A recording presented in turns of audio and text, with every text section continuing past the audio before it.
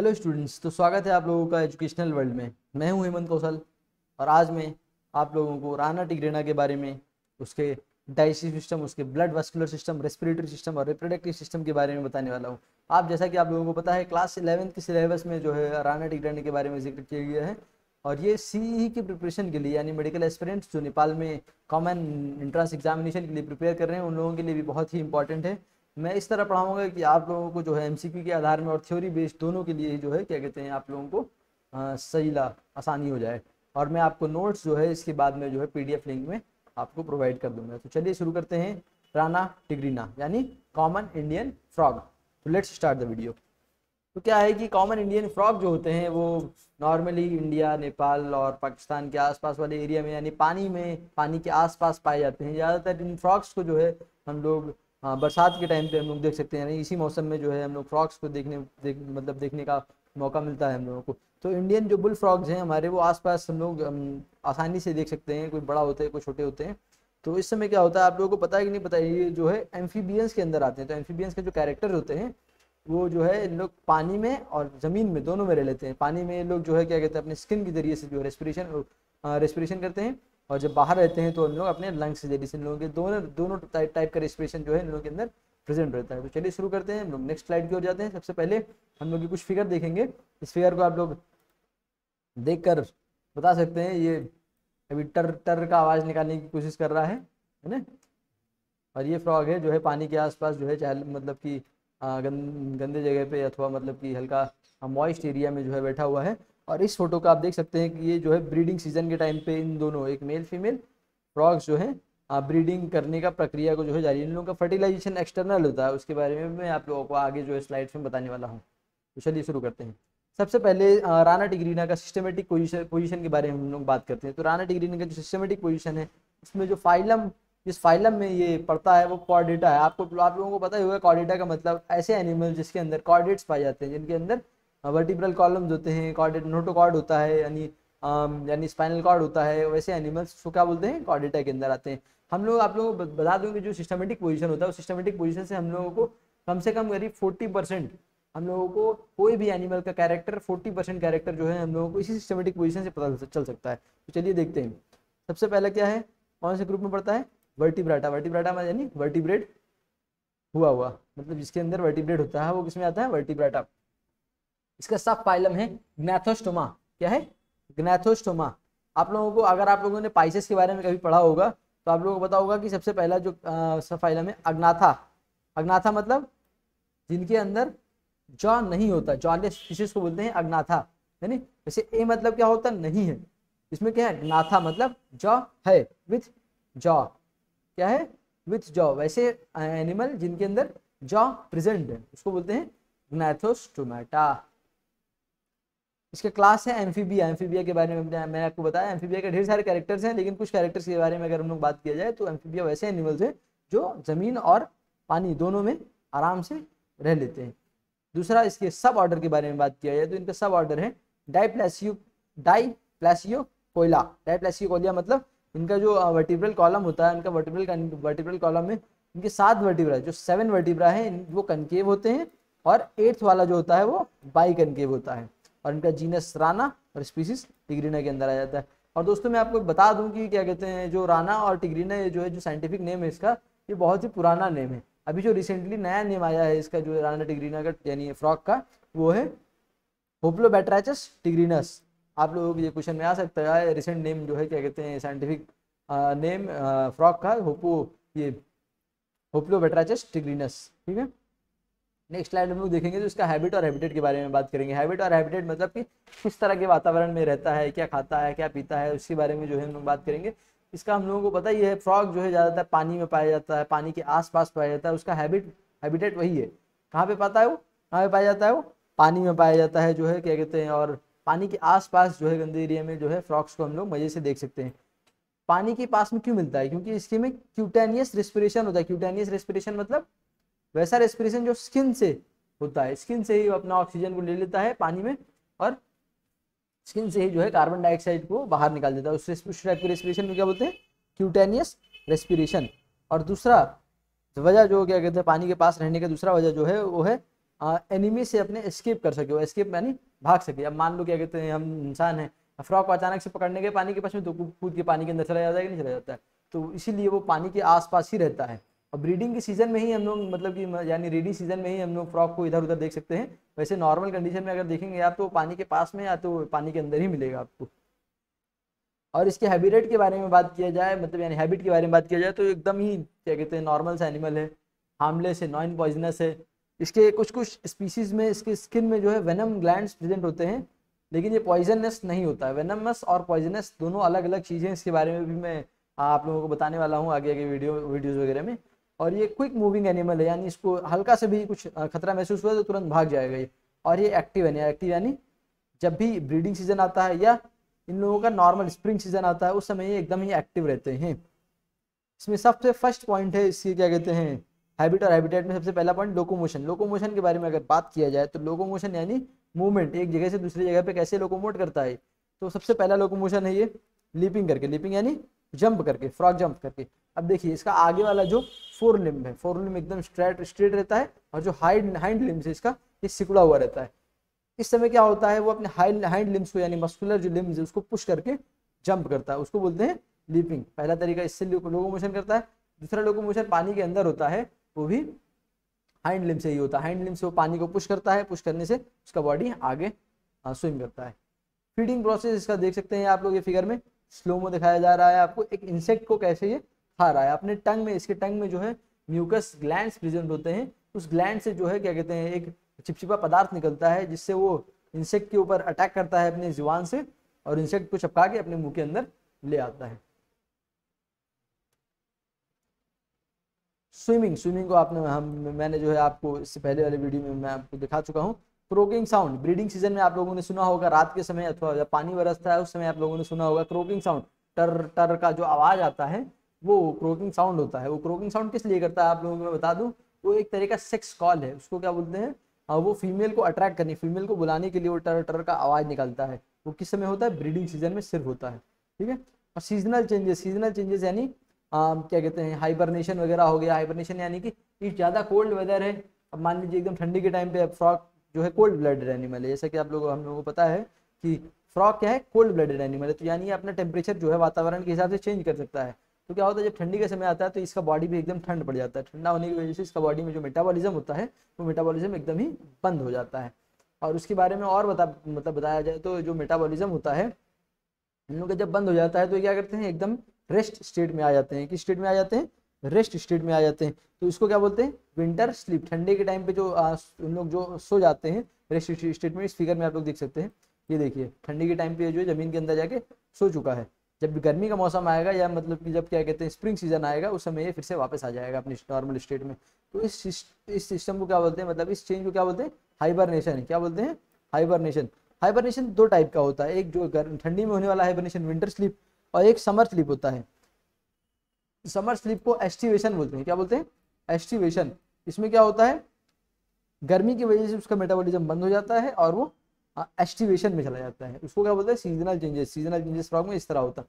Colour changes यानी कि क्या कहते हैं फ्रॉग में जो है क्या कहते हैं इन लोगों के पावर होता है कि वो अपना स्किन का कलर जो है चेंज कर सकते हैं सराउंडिंग के हिसाब से, यानी सराउंडिंग के वातावरण के हिसाब से लोग ढल जाए। इस फिगर में आप लोग देख सकते हैं, इस फ्रॉग को देखिए आप लोग किस तरह अपने वातावरण में ढल चुका है। ये जो है पता ही नहीं चलेगा इसके प्रे को, जो इसको खाने के लिए आ रहा है उसको ढूंढ रहा है, उसको पता ही नहीं चलेगा कि यहाँ पे जो है फ्रॉग बैठा हुआ है करके। और ब्रीडिंग की बात की जाए तो ब्रीडिंग का सीजन जो है इन लोगों का समर वो क्या कहते हैं रेनी सीजन वगैरह के टाइम पे होता है। इस ब्रीडिंग को देख सकते हैं आप लोग, मेल फ्रॉग जो है ऊपर रहता है, फीमेल फ्रॉग जो है नीचे रहता है। फीमेल और मेल के बारे में कैसे डिस्टिंग्विश करना है उसके बारे में मैं आगे की स्लाइड्स में बताने वाला हूँ आपको। इसमें क्या होता है ब्रीडिंग के टाइम पे क्या होता है, जो मेल फ्रॉग होता है वो फीमेल फ्रॉग के ऊपर चढ़ के क्या करता है, मेल फ्रॉग जो होता है उस मेल के ऊपर चढ़ के उसको जो है फीमेल फ्रॉग को जकड़ लेता है, जिससे कि फीमेल का जो क्या कहते हैं एग्स है वो सारा एग्स पानी के अंदर आ जाता है। पानी के अंदर आने के बाद में मेल उस एग के ऊपर स्पर्म इजेक्ट करता है। स्पर्म इजेक्ट करने के बाद में क्या होता है, वो एग जो है वो फर्टिलाइज हो जाता है। इस टाइप के फर्टिलाइजेशन को बोलते हैं एक्सटर्नल फर्टिलाइजेशन, यानी कि वो टाइप का फर्टिलाइजेशन जो क्या कहते हैं शरीर के बाहर होता है, उस टाइप के फर्टिलाइजेशन को क्या बोलते हैं, एक्सटर्नल फर्टिलाइजेशन। तो ब्रीडिंग के बारे में मैंने आपको बता दिया। एनिमीज के बारे में बताया जाए तो फ्रॉग एकदम ही कमजोर टाइप का एनिमल है। इसको हर एक जानवर, हर एक कार्निवोरस मजे से इसको अपना खाना बना सकता है। जैसा कि आप फिगर में देख सकते हैं, सांप एक ये क्या कहते हैं फ्रॉग को, राना टिग्रिना को खाने की कोशिश कर रहा है। इसके इकोनॉमिक इंपॉर्टेंस की बात की जाए तो इकोनॉमिक इंपॉर्टेंस में फार्मर लोग के लिए बहुत ही इंपॉर्टेंट फ्रॉग राना टिग्रिना माना जाता है, क्योंकि ये जो फ्रॉग है ये क्या कहते हैं जो हार्मफुल इंसेक्ट्स हैं, जो खेती बाड़ी में जो हार्मफुल इंसेक्ट्स होते हैं उन लोगों को जो है खाने का काम ये फ्रॉग कर देता है। इसी की वजह से इसको फ्रॉग के फार्मर लोग के लिए एकदम ही अच्छा माना जाता है। इसके एक्सटर्नल फीचर के बारे में अगर बात किया जाए, क्या किस किस चीज़ के बारे में, एक्सटर्नल फीचर के बारे में बात किया जाए तो क्या कहते हैं फ्रॉग जो है क्या कहते हैं दो मोड ऑफ लाइफ लेता है, एक एक्वेटिक हो गया, एक एरियल हो गया। एरियल यानी हवा में और एक्वेटिक यानी पानी के अंदर। इसका शेप एंड साइज की बात किया जाए तो क्या कहते हैं इसका बॉडी जो होता है दो एंड में डिवाइडेड होता है, एक पोस्टीरियर एंड एक एंटीरियर एंड। पोस्टीरियर जो क्या कहते हैं पोस्टीरियर एंड होता है वो स्विमिंग के लिए हेल्प करता है। इसके अंदर ये हाइंड लिम्ब वगैरह पाए जाते हैं। पोस्टीरियर एंड में हेड होता है और ये फोर लिम्ब पाया जाता है। इसके स्नाउट में यानी इसके नाक में नॉस्ट्रिल्स, दो नॉस्ट्रिल्स पाए जाते हैं और इसके नोस्ट्रिल्स के पीछे आँख, दो बड़े बड़े आँख पाए जाते हैं। आँख के पीछे टिम्फैनियम यानी कि जो इनका इंटरनल ईयर होता है उसके ऊपर जो कवरिंग होता है उसको बोलते हैं टिम्फैनम। टिम्फैनम के अंदर जो लैरिंक्स होता है, लैरिंक्स से जो है टर टर का आवाज आता है, वॉइस बॉक्स होता है, ठीक है। और इसका नेक एब्सेंट होता है, neck is absent in frogs. इसके कलर की बारे में बात की जाए तो नॉर्मल सिंपल कलर, इसके बहुत ढेर सारी स्पीसीज हैं, अलग अलग कलर्स के आते हैं, लेकिन सिंपल अगर इसके कलर के बारे में बात किया जाए तो हल्का ग्रीन और ब्राउनिश कलर का जो है इसका बॉडी आप लोग देख सकते हैं। ब्लैक स्पॉट्स वगैरह इनकी बॉडी में मिलते हैं, आप लोग देख सकते हैं ब्लैक ब्लैक धब्बे वगैरह आपको मिलते हैं। स्किन जो है उनका होता है एकदम स्मूथ होता है। इनके स्किन में ग्लैंड्स पाए जाते हैं, स्लाइमी जिससे स्लाइमी क्या कहते हैं पदार्थ निकलते हैं, स्लाइमी केमिकल्स निकलते हैं इन लोगों की स्किन में। किसी किसी की स्किन में वेनमस ग्लैंड, वेनम ग्लैंड्स भी होते हैं जिससे जो है वेनम निकलता है। इनको अगर आप लोग कोई एनिमल उनको खा लेता है तो वो जो है क्या कहते हैं इन्फेक्टेड होकर मर सकता है। इनका बॉडी के डिवीजन के बारे में बात किया जाए तो इनका बॉडी हेड और ट्रंक दो भाग में डिवाइड किया गया है। हेड और ट्रंक, ट्रंक यानी पीछे का भाग, ये पीछे का भाग, और हेड यानी आगे का भाग। हेड में टिम्फैनिक क्या कहते हैं वो होता है, और एक्सटर्नल ईयर जो है इन लोगों के में एब्सेंट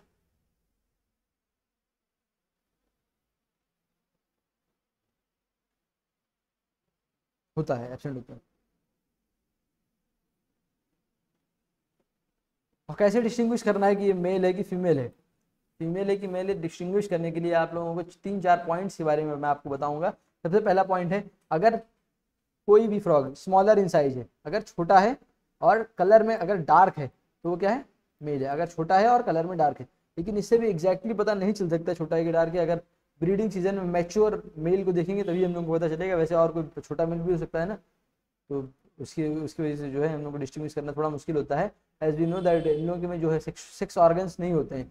इन लोगों का जो भी सेक्सुअल एक्टिविटी होता है वो क्लोएका से ही होता है। फीमेल क्लोएका से ही अपना एग्स बाहर निकालती है, और क्या कहते हैं मेल अपना जो स्पर्म होता है वो भी क्लोएका से ही बाहर निकलता है। और फीमेल लार्जर इन साइज होते हैं, एब्सोल्युटली डार्कर इन कलर, और मेल आप लोग देखेंगे स्लिम रहते हैं। एज मेल लोगों को जो है क्या कहते हैं एग्स जो है कैरी करने नहीं रहते हैं, इसीलिए लोग जो है स्लिम रहते हैं। और ब्रीडिंग के पीरियड में फीमेल जो है एकदम स्नाउट हो जाती है, यानी हट्टी तकड़ी मोटी हो जाती है। और क्या कहते हैं मेल में वोकल सैक होता है, वोकल सैक यानी टर टर का आवाज निकालने वाला जो सैक होता है उसको बोलते हैं वोकल सैक, लेकिन फीमेल में जो है एब्सेंट पाया जाता है। नुप्टियल या कॉपुलेटरी पैड, कॉपुलेटरी पैड यानी कि जो फोर लिम्ब है इनका, ये फोर लिम्ब के आगे जो फिंगर है, ये फिंगर है, ये फिंगर के अंदर एक पैड आ जाता है। वो पैड जो है क्या कहते हैं फीमेल को पकड़ने में हेल्प करता है, उस पैड को बोलते हैं कॉपुलेटरी पैड, जो सिर्फ मेल में पाया जाता है, फीमेल में ये पैड नहीं होता है।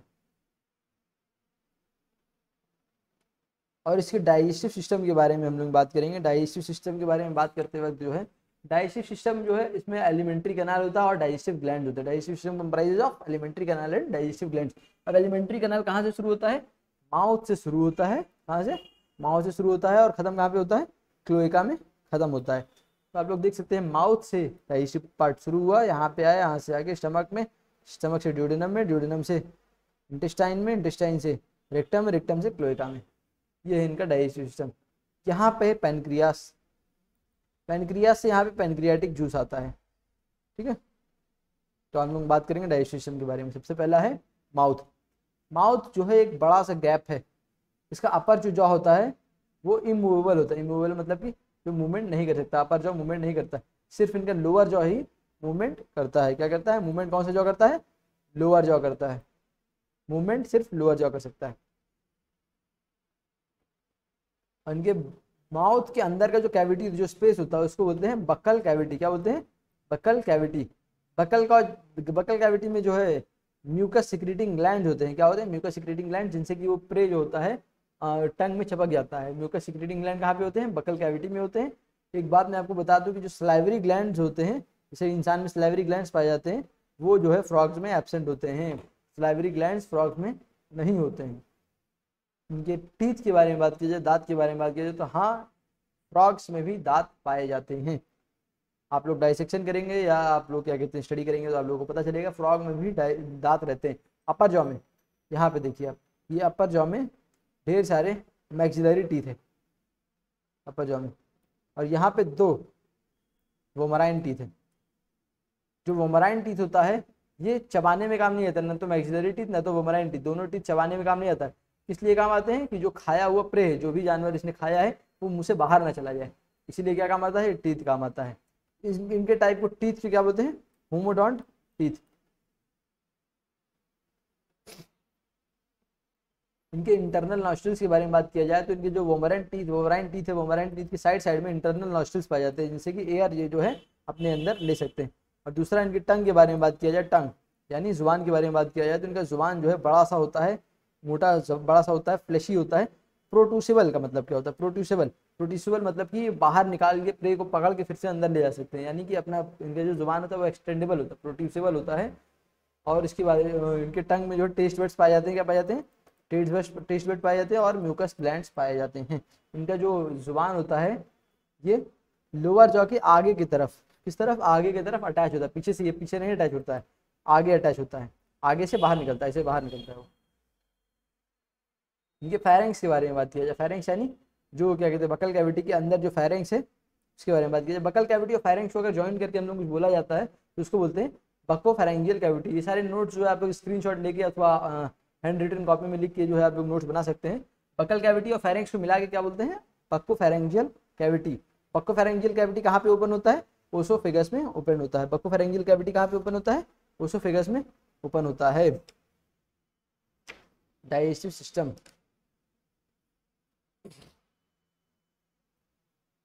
अब ओसोफेगस के बारे में अगर हम लोग बात किया है तो ओसोफेगस बहुत छोटा सा होता है। कहता है छोटा सा होता है। क्यों छोटा सा होता है? क्योंकि नेक है नहीं, गला ही नहीं है, छोटा सा ओसोफेगस है। छोटे से ओसोफेगस में इंटरनल जो ओसोफेगस है, जो ओसोफेगस छोटा short due to the absence of neck. इसकी इंटरनल लॉन्गिट्यूडनल फोल्ड, मतलब जो लॉन्गिट्यूडनल फोल्ड होते हैं, मानिए बक्कल कैविटी है, ओसोफेगस है, ओसोफेगस के जो अंदर वाले लाइनिंग है इसके अंदर लॉन्गिट्यूडनल फोल्ड्स पाए जाते हैं, जिससे कि जब कोई इंसेक्ट इसने खाया हुआ है, जब ढील रहा है वो, तो ढीलते समय क्या होता है वो एक्सपांड करके खाने को पास करने में हेल्प करता है। ये जो ओसोफेगस ये कहाँ पे ओपन होता है? ओसोफेगस कहाँ पे ओपन होता है? स्टमक में ओपन होता है। अब इसके स्टमक के बारे में बात किया जाए तो स्टमक में क्या होता है? डाइजेशन होता है। किससे होता है? डाइजेस्टिव एंजाइम से होता है। डाइजेस्टिव एंजाइम से, digestive glands digestive enzyme secret करती हैं, और डाइजेस्टिव एंजाइम से क्या होता है? डाइजेशन का प्रोसेस कैरी ऑन होता है। स्टमक को 2 भाग में डिवाइड किया गया है। सबसे ऊपर वाला भाग यानी बड़े वाले भाग को क्या बोलते हैं? कार्डियक स्टमक, इधर देखिए लिखा हुआ कार्डियक स्टमक। और छोटे वाले भाग यानी नीचे वाले भाग को क्या बोलते हैं? Pyloric stomach. क्या बोलते हैं? Pyloric stomach. अब क्या कहते हैं, स्टमक में भी बहुत ढेर सारे लॉन्गिट्यूडनल फोल्ड रहते हैं। लॉन्गिट्यूडनल फोल्ड क्या काम आते हैं? जब खाना अंदर गया है तो उसको एक्सटेंड कर देता है लॉन्गिट्यूडनल फोल्ड, इसी काम में आता है। क्या काम आता है? मतलब जब खाना गया है तो स्टमक को बड़ा करने में लॉन्गिट्यूडनल फोल्ड का काम होता है। और इसके गैस्ट्रिक जो ग्लैंड होते हैं, स्टमक के अंदर जो गैस्ट्रिक ग्लैंड होते हैं वो पेप्सिन सीक्रेट करते हैं। प्रोटीन डाइजेस्ट करने वाला जो ग्लैंड होता है पेप्सिन सीक्रेट करते हैं। और इनके ऑक्सेंटिक जो ग्लैंड होते हैं वो हाइड्रोक्लोरिक एसिड सीक्रेट करते हैं।